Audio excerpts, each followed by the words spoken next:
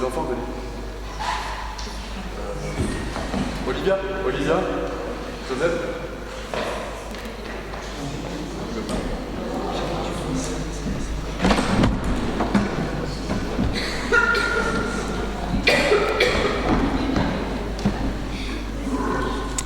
Quelle belle famille.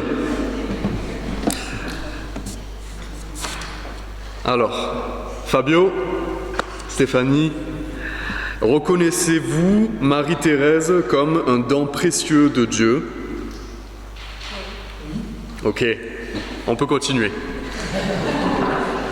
Est-ce que vous vous engagez à l'élever dans la connaissance de l'Évangile, à lui enseigner les Écritures, à l'amener à la prière et à la vie de l'Église afin qu'elle puisse un jour confesser personnellement sa foi en Jésus-Christ? Oui. Ok, maintenant, Nicole et Lucas. Est-ce que vous vous engagez à soutenir les parents dans cet engagement ?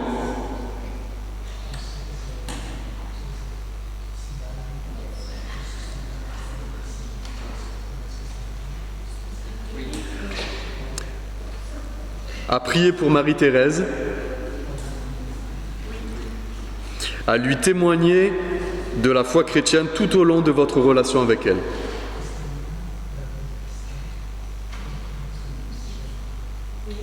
Ok. Et maintenant, c'est à vous que je m'adresse. Frères et sœurs, réunis en ce jour, est-ce que vous vous engagez à entourer cette famille de vos prières, à accueillir Marie-Thérèse comme membre de la famille de Dieu et à l'accompagner dans la foi par votre vie et par votre témoignage? Oui. Ok. Je vous invite maintenant à la prière. Seigneur notre Dieu, tu es notre Père miséricordieux et nous te présentons cet enfant. Tu la connais, tu l'aimes et tu as des bons projets pour elle. Nous te demandons, sanctifie cette eau comme signe de ta grâce, que ton Saint-Esprit repose sur elle et que ta bénédiction l'accompagne chaque jour de sa vie. Amen.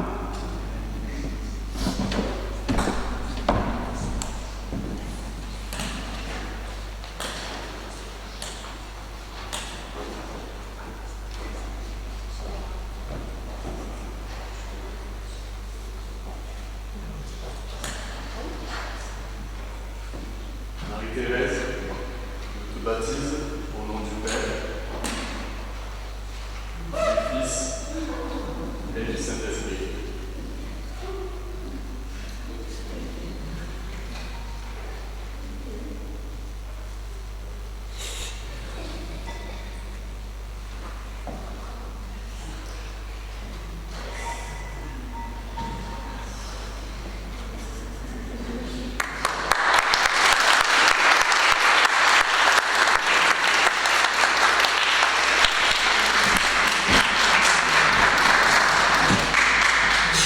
Au nom de notre Seigneur Jésus-Christ et devant cette assemblée, je déclare que Marie-Thérèse a été baptisée et reçue comme membre de l'Église de Jésus-Christ.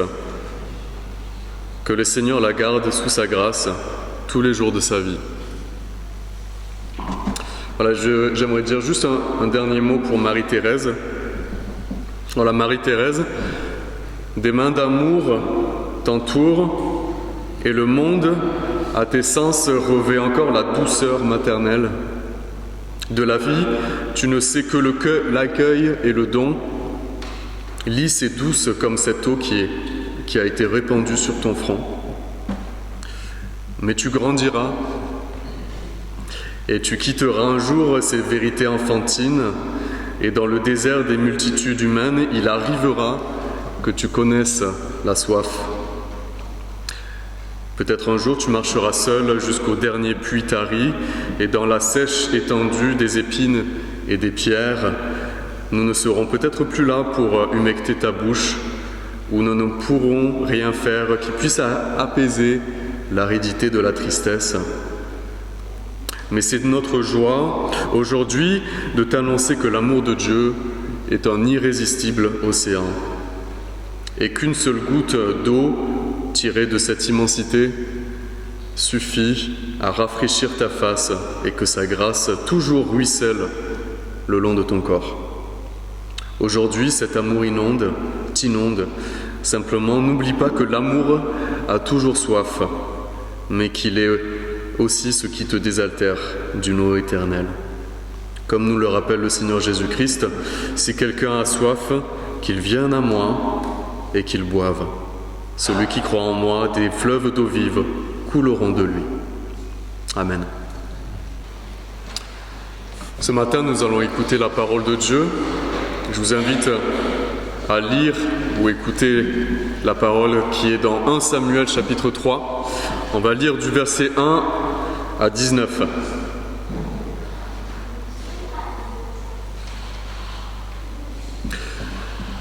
Le jeune Samuel était au service de l'Éternel devant Élie. La parole de l'Éternel était rare à cette époque. Les visions n'étaient pas fréquentes. Un jour, Élie, dont la vue commençait à faiblir et qui ne pouvait plus bien voir, était couché à sa place habituelle. La lampe de Dieu n'était pas encore éteinte et Samuel était couché dans le temple de l'Éternel où se trouvait l'arche de Dieu. Alors l'Éternel appela Samuel. Il répondit « Me voici ». Il courut vers Élie et il dit « Me voici car tu m'as appelé ». Et Élie répondit « Je n'ai pas appelé, et retourne te coucher ». Et Samuel alla se coucher. L'Éternel appela de nouveau Samuel. Samuel se leva, il alla vers Élie et il dit « Me voici car tu m'as appelé ». Élie répondit « Je n'ai pas appelé mon fils, retourne te coucher ». Samuel ne connaissait pas encore l'Éternel. La parole de l'Éternel ne lui avait pas encore été révélée. L'Éternel appela de nouveau Samuel pour la troisième fois. Samuel se leva, alla vers Élie et il dit « Me voici car tu m'as appelé ». Élie comprit alors que c'était l'Éternel qui appelait l'enfant. Et il dit à Samuel « Va te coucher et si on t'appelle, dis « Parle, Éternel, ton serviteur écoute ». Et Samuel alla se coucher à sa place, et l'Éternel vint se tenir près de lui, et appela comme les autres fois, « Samuel, Samuel ».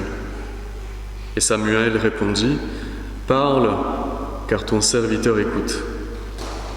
Alors l'Éternel dit à Samuel, « Je vais faire en Israël une chose telle que toute personne qui l'apprendra en restera abasourdi. Ce jour-là, j'accomplirai vis-à-vis d'Élie tout ce que j'ai prononcé contre sa famille. Je commencerai et je le finirai. Je le lui ai déclaré, je veux punir sa famille pour toujours. En effet, il avait connaissance du crime par lequel ses fils se sont maudits et il ne leur a pas fait de reproche. C'est pourquoi je jure à la famille d'Élie que jamais son crime ne sera expié, ni par les sacrifices, ni par des offrandes. » Samuel resta couché jusqu'au matin, puis il ouvrit les portes de la maison de l'Éternel.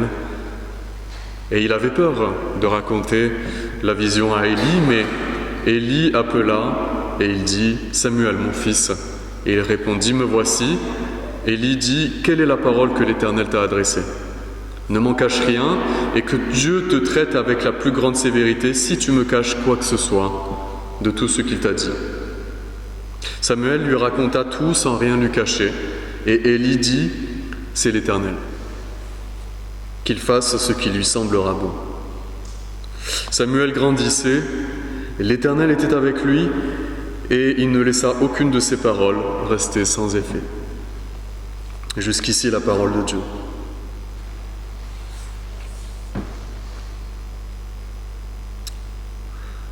Pour celles et ceux qui ont eu des enfants, peut-être qu'il vous est déjà arrivé de vous faire réveiller en pleine nuit, une fois, deux fois, trois fois.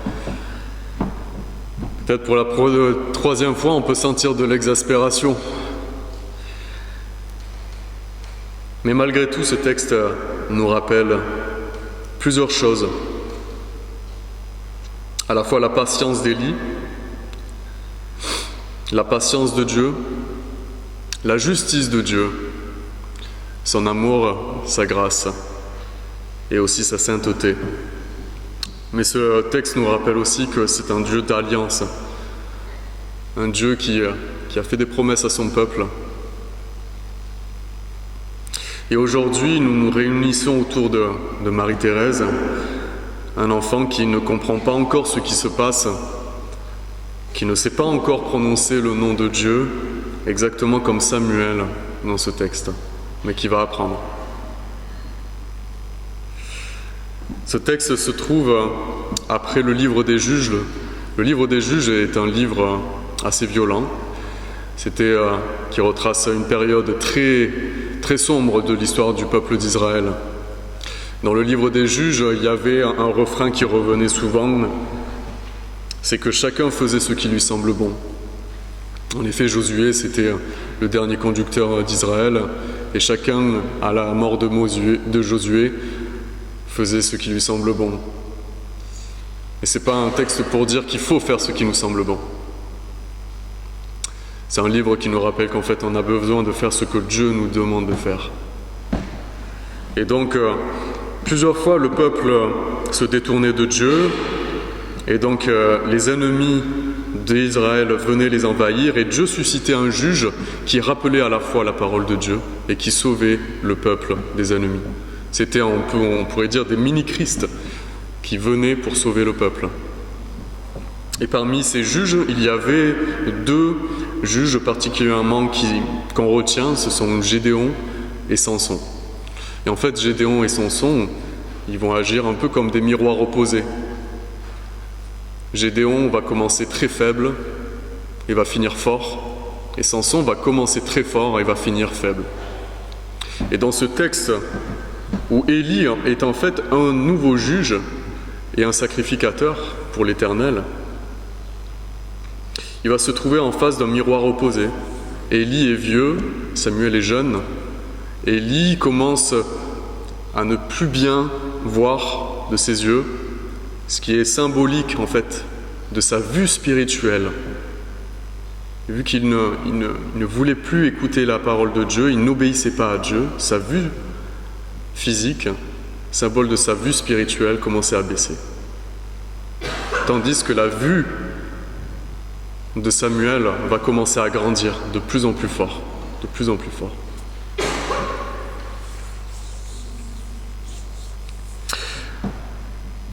Élie avait deux fils, Ophni et Phinéas, qui étaient au service de l'Éternel. Au service de l'Éternel, il faut le mettre en guillemets parce que, en fait, ce qu'ils faisaient était très grave, ces deux fils. Quand quelqu'un apportait une offrande au temple, en fait, ils prenaient une part pour eux. C'est ce qu'on pourrait appeler un racket.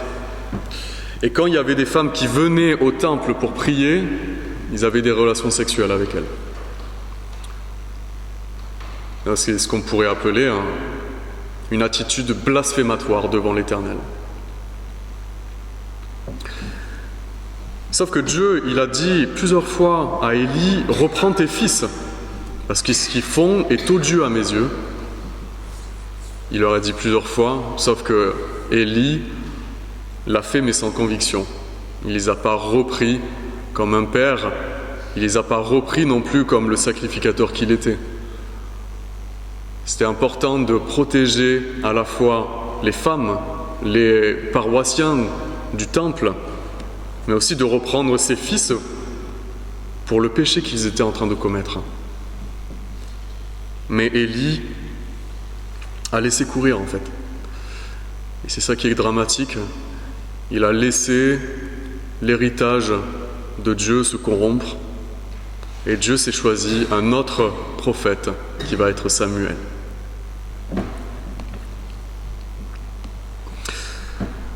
Et le texte nous ouvre sur cette réalité qui est très sombre, c'est que la parole de Dieu était rare.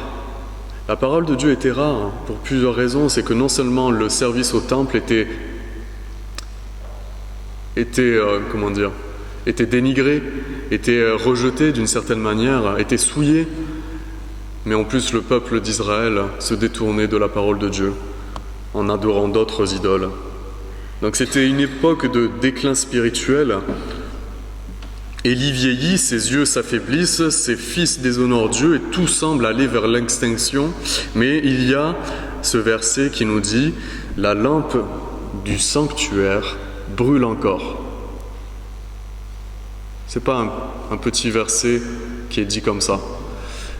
Et il est dit que Samuel dormait à côté de cette lampe, à côté de l'arche de Dieu.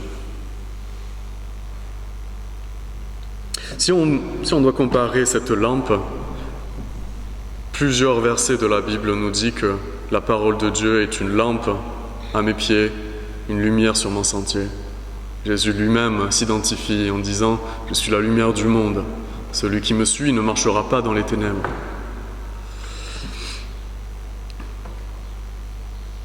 C'est un petit détail, ce verset, la lampe du sanctuaire brûle encore. Dans la nuit la plus obscure, dans le temple même où tout semble décliner, une lumière brille encore. Dieu n'en a pas fini avec son peuple. Il va continuer d'être avec eux et de leur indiquer le droit chemin. Et c'est précisément cette nuit-là que Dieu va agir, il va parler pour la première fois à Samuel, un petit enfant. Un petit enfant, on ne sait pas exactement l'âge qu'il avait, peut-être 12 ans, peut-être plus jeune. Mais il va parler pour la première fois à cet enfant. Pour les parents d'aujourd'hui, peut-être vous vous trouvez dans cette situation où vous regardez le monde actuel, dans un monde dans lequel votre enfant va grandir et vous vous demandez, mais en fait, dans quel monde est-ce qu'on va amener cet enfant ? Il faut savoir que beaucoup de jeunes adultes aujourd'hui refusent d'avoir des enfants parce qu'ils se disent comment est-ce qu'on peut avoir des enfants dans un monde pareil ? Comment est-ce qu'on peut avoir un enfant avec autant d'insécurité ? Un monde qui est bruyant, qui est distrait, où la parole de Dieu semble rare, où la parole de Dieu est moquée, où l'héritage chrétien est mis de côté, où les traditions semblent être remplacées par un progressisme. Le récit de Samuel nous dit encore ceci, c'est que même dans les temps les plus sombres, Dieu n'abandonne pas. Et il laisse une lampe briller. À nous de la laisser allumer. À nous de la faire grandir dans nos cœurs et dans nos vies. Dieu n'abandonne pas. La lampe brûle encore et c'est souvent même dans la nuit que Dieu choisit d'appeler. Quand tout semble noir, Dieu appelle et il ranime cette lampe dans nos cœurs.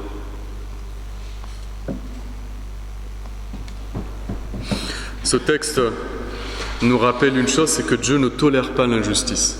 Parfois, quand on voit le monde aujourd'hui, on a l'impression que l'injustice est tout autour de nous, à travers les guerres, à travers l'économie.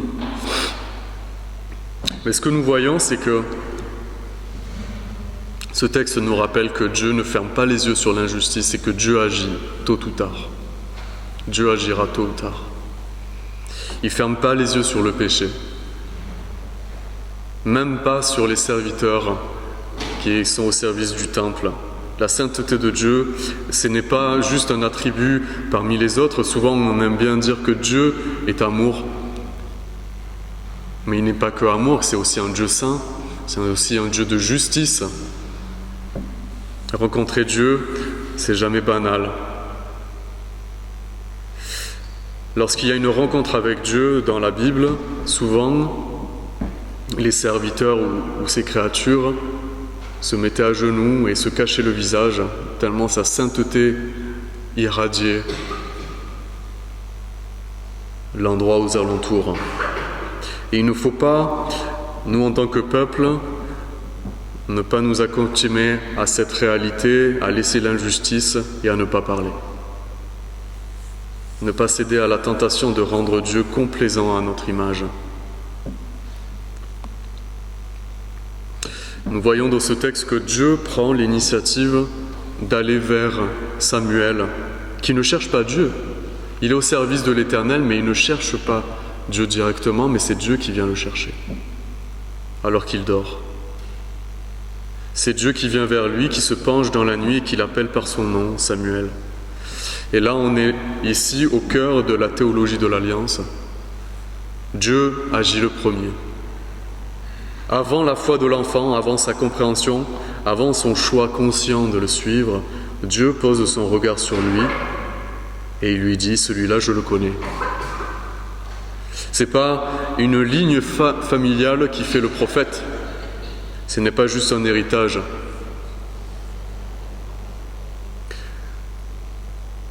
La vocation de Dieu qu'il donne à Samuel va le surprendre. Lui, Dieu va choisir un enfant qui va reprendre le prophète de l'époque. Ce texte nous rappelle que le baptême que nous célébrons, c'est exactement cela. Ce n'est pas cet enfant qui a cherché Dieu, mais c'est Dieu qui est venu le chercher.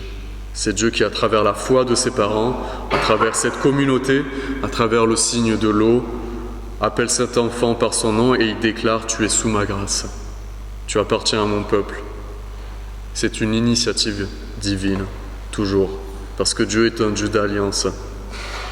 Et il nous rappelle que la foi des parents qui vont transmettre à Marie-Thérèse est une foi qui est appelée à se développer. C'est aussi un héritage qu'ils transmettent à travers la parole de Dieu. Puis il y a cette parole, peut-être le verset central de ce passage, où Samuel dit « Parle, car ton serviteur écoute ». Donc cette parole, c'est la parole que Élie lui a dit de dire, parce qu'il a bien vu que c'était Dieu qui parlait, qu'il cherchait à entrer en communication avec Samuel. Donc elle lui dit, tu vas te recoucher et tu vas dire, parle Seigneur, car ton serviteur écoute. Élie, peut-être bien que c'était un mauvais père, mais ça ne l'a pas disqualifié pour être un mentor, ça ne l'a pas disqualifié pour ramener cet enfant à pouvoir dire un jour, parle Seigneur, ton serviteur écoute. Et d'une certaine manière, tout parent, toute personne responsable d'un enfant est amenée à ce moment-là à pouvoir transmettre, à ce que l'enfant puisse répondre un jour, parle Seigneur, ton serviteur écoute. C'est la responsabilité de chacun d'entre nous. C'est le verset central de ce chapitre. Une des phrases les plus importantes de la Bible, non pas « Écoute Seigneur, car ton serviteur parle », c'est parfois ce que nous faisons quand nous prions. On dit « Seigneur, écoute, j'ai beaucoup à te parler, j'ai beaucoup de choses dans mon cœur », mais là la disposition est différente, c'est d'abord « Écoute, parle Seigneur, ton serviteur écoute ». Une disposition à la fois d'humilité et de fidélité. On s'abaisse et le Seigneur nous fait déborder de sa parole. La disponibilité précède la compréhension. Samuel dit « Me voici » avant même de savoir ce que Dieu va lui dire. Il écoute, il est dans une position d'écoute. Et ça, c'est l'attitude fondamentale du disciple.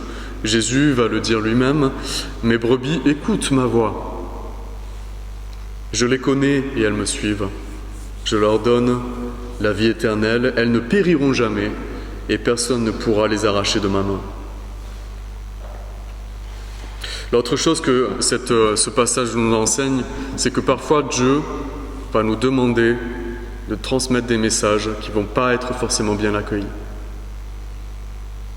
Élie avait peur de reprendre ses fils, peut-être parce qu'il avait peur qu'en les reprenant, il perdrait la connexion avec eux. Oui. On a des peurs parfois, comme ça. On a peur de dire les choses, de dire la vérité, parce qu'on a peur de fragiliser une relation.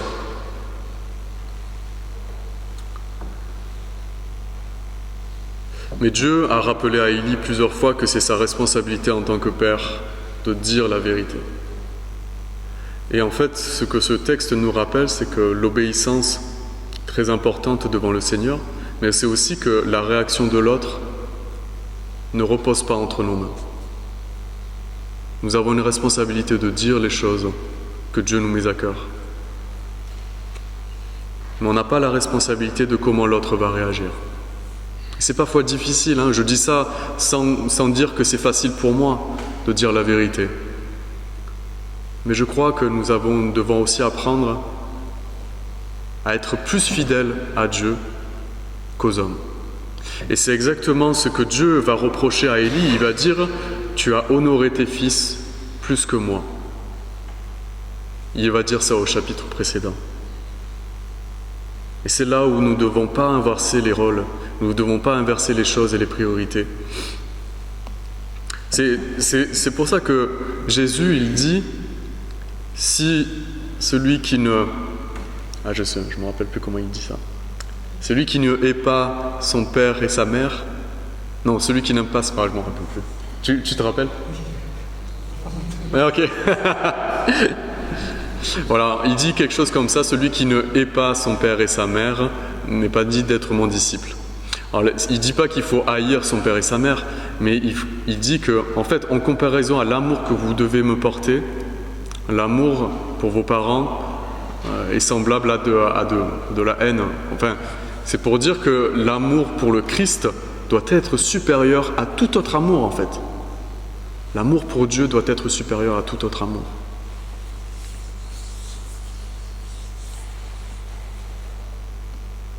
Et Samuel avait peur de transmettre donc ce message, mais Élie lui dit « Ne me cache rien, ne me cache rien ». Et ça, c'est un acte aussi de courage pour cet enfant où il a dû reprendre son maître d'une certaine manière. Et parfois, Dieu peut utiliser des personnes qu'on ne s'attendrait pas, même des petits-enfants, pour reprendre des adultes. La question, c'est est-ce qu'on est prêt à se faire reprendre par des personnes qu'on se considérerait illégitimes. Or, Élie a reçu cette parole. Il a reçu cette parole d'un petit enfant. Il aurait pu dire, mais tu te prends pour qui? Tu te prends pour qui, Samuel, pour me parler comme ça? Mais il n'a pas réagi comme ça, il a dit, cette parole, on peut lui faire beaucoup de reproches à Élie, mais il a dit, c'est la parole du Seigneur. Qu'il soit fait selon ce qui lui semble bon.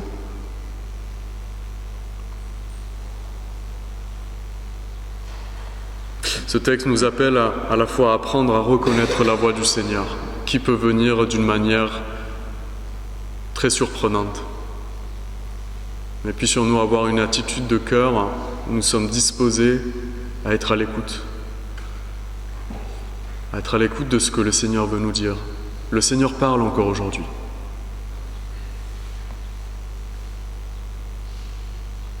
Il nous appelle aussi à être fidèles même dans les petites choses. Samuel servait fidèlement avant d'être appelé à de grandes missions, et Samuel va connaître un ministère très grand par la suite. Il est dit que la parole de l'Éternel était rare à cette époque-là, mais en fait, par la suite, la parole de l'Éternel ne sera plus rare. Il parlera de nombreuses fois. Samuel va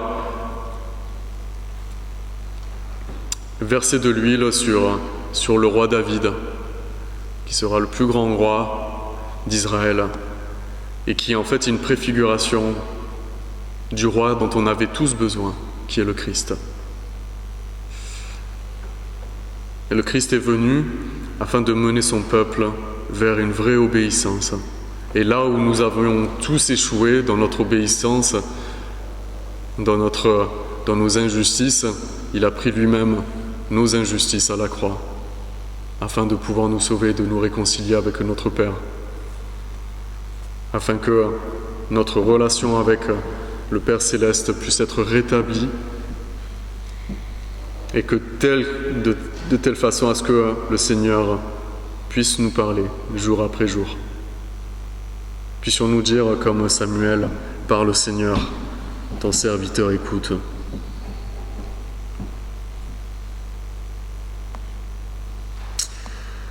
Marie-Thérèse, tu ne comprends pas ce qui se passe aujourd'hui comme Samuel, tu ne sais pas encore reconnaître la voix de Dieu, mais Dieu, lui, te connaît Il connaît ton nom, il t'a appelé avant que tu puisses répondre. Un jour, peut-être dans une nuit de doute ou de questionnement, tu entendras une voix. Et nous prions que des hommes et des femmes fidèles soient là pour te dire, comme Élie l'a dit à Samuel, c'est le Seigneur qui t'appelle, réponds-lui. Et que ta réponse un jour soit celle de Samuel, par l'Éternel, ton serviteur écoute. Je vous invite à la prière.